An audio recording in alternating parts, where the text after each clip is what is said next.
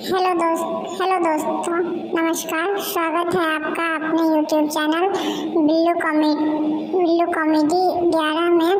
तो अभी शादी का सीज़न चल रहा है, इसलिए मैं एक कोवर प्रस्तुत करने जा रही हूँ आप लोगों के सामने। अच्छी लगेगी तो वीडियो को लाइक शेयर सब्सक्राइब जरूर कीजिएगा और बेल आइकन को प्रेस कर दीजिएगा, जिससे कि नई वीडियो के नोटिफिकेशन सबसे पहले आप तक पहुँच सके। इसमें बहुत तरह के गाने